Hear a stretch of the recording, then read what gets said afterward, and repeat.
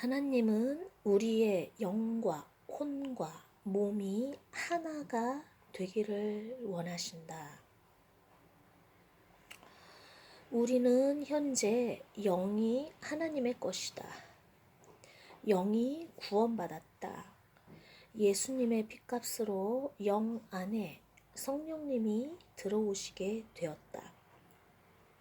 예수님의 공로로 우리의 영이 우리의 아무런 대가 없이 구원받았다. 그런데 아직 혼과 몸은 죄악의 상태로 남아있다. 이 죄악의 상태인 혼과 몸이 죄악의 습성에 익숙해서 자꾸만 죄악의 습성을 따라서 살아간다.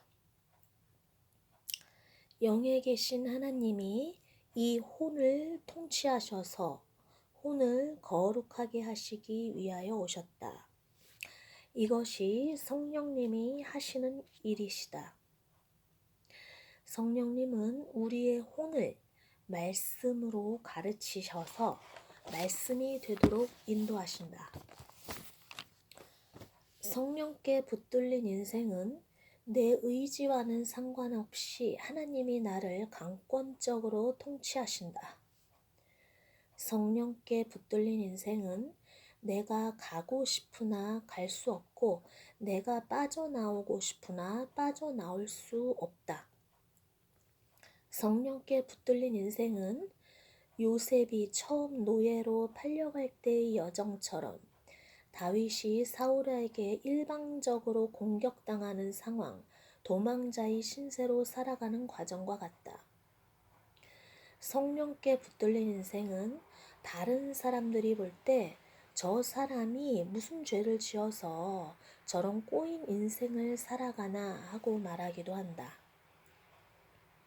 그러나 성령께 붙들린 사람은 지금 이 상황이 하나님이 나를 훈련하고 계시는 과정이라는 것을 알기에 처음에는 하기 싫어서 발버둥 치나 그 과정 가운데서 하나님을 경험하면서 점점 그 어려운 과정을 묵묵히 받아들이는 자가 되어간다. 이 역시 겸손과 온유함을 훈련받는 과정이다. 오랜 시간 성령께 붙들려 있다가 어느 정도 시간이 흐르면 나의 혼이 예수님을 찾게 된다. 그 전까지는 늘 성령님을 생각하고 성령께 주목했는데 어느 정도의 시간이 지나면 내 입에서 저절로 예수님을 찾고 예수께 주목하고 예수님께 집중하고 예수님을 찬양하는 것을 시작하게 된다. 그 전까지는 주로 성령님을 주목하고 성령님을 찬양한다. 예수님께 시선을 고정하는 시점에서의 변화는 그 전까지는 성령께 이끌려서 내 의지와 상관없는 시간들을 보냈다면 예수님께 고정되는 시점부터는 어느 결정을 하도록 하나님이 시험을 주신다. 나의 경우 집을 선택하는 데 있어서 하나님이 원하시는 집을 선택해야 하는 순종이 필요했다. 내가 너무 가고 싶던 집을 하나님은 포기하게 하셨는데 그것은 나의 욕심을 내 손에 꼭 쥐고 있던 그 욕심을 내 손에서 내려놓게 하시는 것이었다.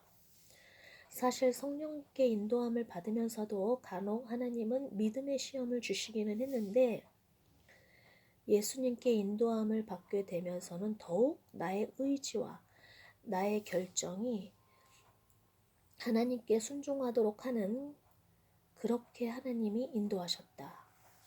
성령께 붙들렸을 때 나는 수동적 태도였다면 예수님께 붙들린 지금 나는 좀 더 내 의지로 하나님의 생각, 하나님의 말씀에 스스로 순종하는 훈련을 받고 있다.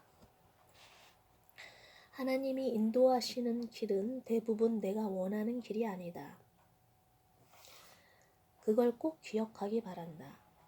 하나님과의 동행이란 내 세상적인 육신적인 방법을 버리고 하나님의 생각, 하나님의 말씀에 순종하여 가는 여정을 말한다. 그렇기에 늘 나의 생각을 버리는 시간들이 많다. 이 과정이 거룩으로 가는 과정이다. 우리는 이 과정에서 내가 거룩함이 하나도 없다는 것을 발견하고 내게 육신적인 것만 가득하다는 것을 발견하며 바울이 자신을 죄인 중에 괴수라고 한 말의 의미를 깨닫게 된다. 그렇습니다. 하나님은 우리의 영혼 몸을 다 창조하셨고요.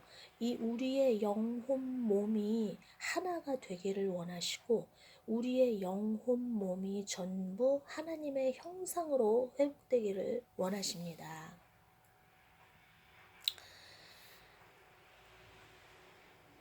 성령님께서 우리 안에 들어오셨어요. 예수님의 공로로 성령님께서 우리 안에 들어오셨어요. 우리의 이 4차원에서는요, 사실 하나님의 관점에서는요, 하나님은 어떤 현재만 바라보시는 것이 아니라 과거, 현재, 미래 전체 하나님의 말씀은 영원성을 갖고 있기 때문에 하나님은 나의 전체를 바라보시는 하나님이에요. 하나님의 관점에서 나의 영혼 몸은 세 분 하나님과 연합되어 있습니다. 나의 영은 성령님과 나의 혼은 예수님과 나의 몸은 아버지 하나님과 연합되어 있어요. 우리는 이것을 믿고 이 하나님께서 우리의 영혼 몸이 전부가 구원받는 것을 원하셔요. 이것이 하나님의 뜻인데 우리는 그 과정 속에 있는 것입니다. 이 인생 여정이 그 과정을 걸어가는 거예요. 그래서 처음에 예수님께서 피 흘리심으로 우리의 영이 구원받았어요. 예수님의 피 흘리심은 우리의 영만 구원하는 것이 아니라요. 우리의 혼만 구원하는 것이 아니라요. 예수님의 피 흘리심은 우리의 영과 혼과 몸을 다 구원하십니다. 그런데 그 과정이 있는 거예요. 시간 속에서 이 과정을 풀어나가고 계신 거예요. 그래서 예수님의 십자가를 반드시 기억하고 붙들고 그 자기 십자가의 길을 가는 것입니다. 인생이. 그런데 처음에는 성령님이 우리 안에 들어오셔서요. 우리의 영은 우리의 공로와 어떤 노력과 이런 거 상관없이 구원을 받아버렸어요. 그런데요, 이 성령님이 들어오심으로 인해서요, 성령님이 하시는 일이 있어요. 우리의 혼을 통치하시고 가르치시고 인도하십니다. 그 일을 성령님이 하세요. 그래서 우리의 혼이 처음에 하나님께 이 성령 하나님께 올인하는 과정이 있습니다. 그 과정, 기나긴 과정을 거치고요. 어느 정도 하나님이 보셨을 때 그 과정이 어느 정도 되었다 싶으면요. 하나님은 우리의 혼이 이제 성령님이 여전히 계세요. 그리고 성령님은 나를 지켜보세요. 나라는 건 혼을 말합니다. 나의 혼을 지켜보세요. 그런데 이 혼이요. 이제는 성령님께 어느 정도의 훈련을 받았어요. 그래가지고요. 이 혼이 이제 스스로 나의 의지를 가지고 나의 생각을 가지고 하나님을 따라가도록 하나님께 순종하도록 그러한 훈련을 하십니다. 그런데 이 과정 속에서 사람들이 많이 넘어지는 거예요. 이 과정 속에서 나의 뜻과 나의 좋아하는 것, 나의 원함을 포기하고 하나님을 선택해야 되는데 이것을 하지 않기 때문에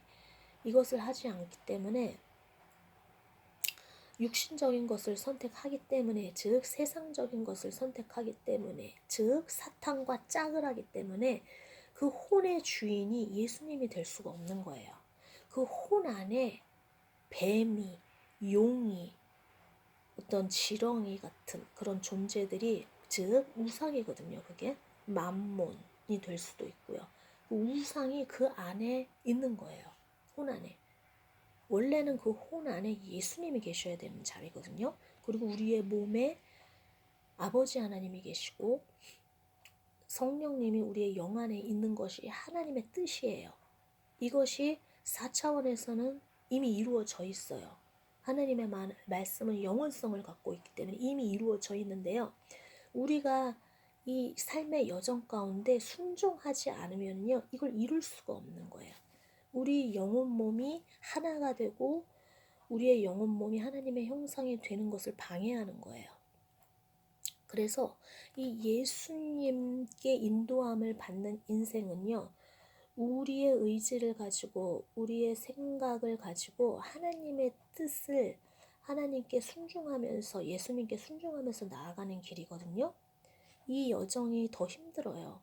왜냐하면 성령께 붙들렸을 때는 내 의지와 상관없이 그냥 막 흘러가는 인생인데, 오히려 이 예수님께 붙들려 있을 때는 내가 선택해야 하거든요. 내가 하나님의 뜻을 선택해야 하거든요. 그런데 대부분의 사람들이 자기가 좋아하는 것을 놓지를 못해요. 이 때문에 그래서 이 혼이 구원을 받지 못하는 거예요. 영만 구원을 받는 거예요. 그래서 불순종하고 자기의 왕국을 만들어가는 거죠. 이 과정 속에서 우리는 이 혼이 구원받는 이 과정 속에서 고난? 그렇게 단어를 그렇게밖에 쓸 수가 없는데 그런 과정이 있어요. 왜냐하면 내가 좋아하는 것들을 다 포기해야 하기 때문이에요. 그래서 우리가 이 과정 속에서 내 안에 거룩이 하나도 없구나. 내 안에 육신적인 것, 세상적인 것만 붙들려고 하는 나의 그러한 죄악된 습성들을 자꾸만 발견하거든요. 하나님이 자꾸 그걸 들춰내세요. 그래서 그것이 너무 싫어지고 이 죄악이 너무 싫어져서 그걸 끊어버리고 십자가에 내가 날마다 죽는 그것을 생각하면서 하나님께 순종하면서 나아가는 과정이거든요. 근데 이걸 싫어하는 거예요. 예를 들어서 어떤 명예의 유혹이 오고 어떤 자존심을 내리지 못하는 그런 상황들이 있고 내가 가진 어떤 그런 지위 같은 것을 내려놓지 않으려고 하고 남들보다 내가 위에 있고 싶어 하고 돈을 숭상하고 이런 것들이요, 하나님과 하나 되는 데에서 하나 되지 못하게 하는 거거든요. 근데 사람들이 대부분 사람을 의식하기 때문에 사람들로부터 인정받는 것을 의식하고 세상적인 것을 포기하지 않기 때문에 그걸 선택해버려요. 그러면 그 혼이 구원을 받지 못하는 거예요, 사실은. 근데 하나님은 계속 기회를 주시죠. 이렇게 말씀을 듣게 함으로써 다른 사람을 통해서 하는 이 하나님의 말씀을 듣게 함으로써 회개하고 돌아오기도 하고 하는데, 거기에 순종해서 나아가면 하나님과 이제 하나가 되는 거고요. 그 혼이 순종하지 못하면 그 혼이 그냥 타락한 상태로 그냥 세상적인 욕심에 이끌려서 겉으로는 하나님의 나라를 이루었다고 보지만 사실은 아닌 거예요. 그래서 우리가 하나님의 길을 가는 과정은 이러한 과정이 반드시 있어요. 내가 정말 내 안에 거룩이 하나도 없구나.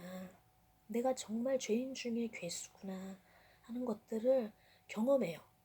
그거는 내가 부정적인 게 아니라요, 하나님과의 동행 관계 속에서 너무나 자연스럽고요. 이것이 반드시 필요해요. 이러한 생각들이 만약에 없다면 즉 나는 너무나 순종을 잘하고 있어, 나는 참 잘하고 있어 라고 생각하고 자기가 많은 그리스도인 중에서 내가 하나님께 사랑을 받고 내가 잘하고 있다라는 그 자만심에 빠지게 되거든요.